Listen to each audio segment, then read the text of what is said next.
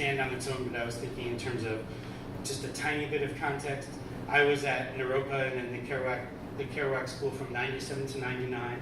When I first arrived as one of the incoming MFA students, there was like a spaghetti dinner at Ann Waldman and Andrew Schelling's place in Boulder, and when Ann found out that I had a film background, I had studied film in New York, she said, you have to go up to the University of Colorado and see Stan Brakhage.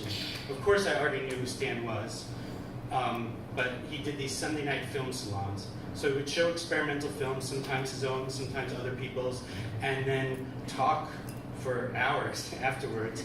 And it was a second free, much cheaper education than I got up on the hill. The hill, that same hill that Rani was talking about earlier. So, I offer to you Perpetual Transfiguration for Harry Smith and Stan Brakhage. Jung's theories regarding synchronicity have recently turned out to be true. Harry Smith, interviewed by P. Adam Sidney, Think of the Self-Speaking, page 103. I'm not going to read the page numbers on any of the rest of them. On this version, it's all noted, but it's just not going to be it's not going to flow as well. So there's a lot of Harry in here, Sidney is in here, material from some of the interviews will pop up. Perpetual Transfiguration. All I ever wanted was to be larger than life, like Brakhage, Olson, Crowley, Bob Dylan, or Dennis McBride.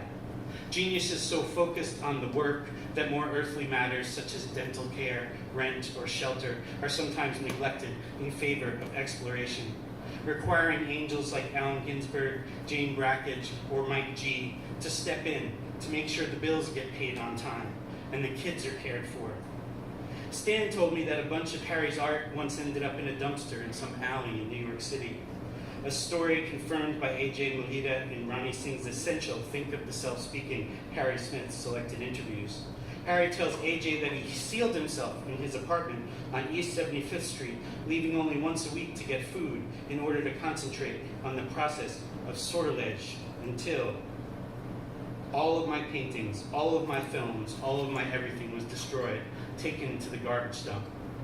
Harry had other things on his mind other than the preservation of his life's work, nutrition, clean living, such as collecting, such as magic, such as making records, such as drawing on film, such as causing cutout pieces of paper and images from books and magazines to spring to life and dance. Stan was terrified by the dark shit practiced by friends like Harry and Kenneth Anger. He often told the story of watching a rage-filled Maya Darrin hurl a refrigerator across a kitchen while possessed by the voodoo deity demon Papa Loco, and how on 2 occasions she later attempted to curse him. After a screening of Brakhage's 1997 film Self-Song, Death Song at his Sunday night film salon at the University of Colorado in Boulder, Stan told us that Harry Smith went through a few years where he was very bad. Stan claimed that Harry, having been made an anti-bishop by Crowley's people, had caused people's deaths through black magic, though he later changed. According to Stan, Harry was canonized and claimed at the end, although he didn't care for it. He means Harry didn't care for it. Harry Smith, descendant of alchemists, salmon slayers, Knights Templar, was left alone by his mother in a theater to discover the flickering magic of the movies, the spectacle of Chaplin and Keaton, mysterious little things, such as the illusion of motion created by 24 still frames projected upon his young eyeballs every lonely second. This is Harry, we are experiencing an illusion of a psychedelic nature. At this very moment, we're high on something. Starches figure very heavily in the production of this particular illusion. Harry grew up to fashion 6-hour magic features and animate tunes by Bird and Dizzy. Proprioception becomes the basis for a cosmology for proprioception's intuitive capacities disclose the very structure of reality. That's Arthur Spelter. Tuned into his intuition, Harry allowed his obsessions to determine the next move. It was not simply arbitrary. Christopher Luna and Harry Smith, 2 artists tormented by homunculi, weeping and wailing inside their heads, indoctrinating them into a very personalized numerology, training them to break through and thus discard staid conformist philosophy, working on an extract that, when applied to a certain part of the brain, increased its ability by 3 million times. I feel an affinity with Harry as a fellow maximalist, obsessive-compulsive documenter, mad preservationist, psychic automatist, in the eyeball-searing lineage of Hans Richter and Oskar Fischinger. We need a new vocabulary to transmogrify these unacceptable circumstances, a new vision for the next evolution. Have a glass of warm milk while you think on it. The alchemical potential of synesthesia, a talent that manifests with particular potency in artists, similar to our instinctive practice of negative capability. Tantalizing tendrils of celluloid liminality encourage breakthrough mentality and the breakdown of prefabricated reality in order to introduce chaos to the whole heartbreaking disaster. Collecting all the available things, utilize the pattern of dreaming, symbols of the symbols. It was very exhausting work. They're counting on us to fuck shit up for them.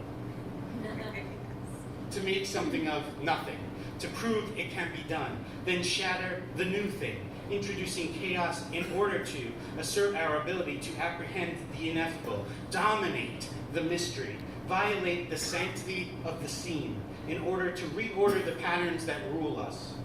Make playthings of our neural pathways and inherited symbology. Recontextualize both theology and accepted wisdom for our own pleasure, then flip it as we see fit. There is a system of divination called sortilege. By sortilege, everything will come out all right. Could someone tell me am I pronouncing that word correctly? Yes. All right, okay. We are compelled to seek, collect, extract, arrange, and rearrange endlessly. It is important to develop an unstoppable filing technique, a systemless system, McClure's term for it, for engaging with the universe.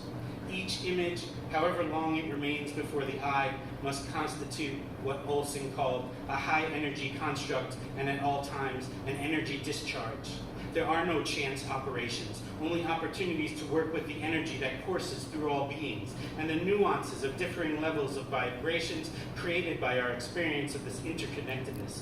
To have felt the jolt of the Creator's hand on your shoulder, and to hear his shocking announcement that the two of you are compadres, and to absorb the even more surprising revelation that you have been chosen to midwife a portion of their legacy into posterity, mentor and apprentice, wrapped in eternal embrace, so that the connection can never be severed, so that the Gnostic wisdom is never allowed to dissipate, but is passed from creator to open-hearted recipient and continues. No separation between art and life. What I make is who I am.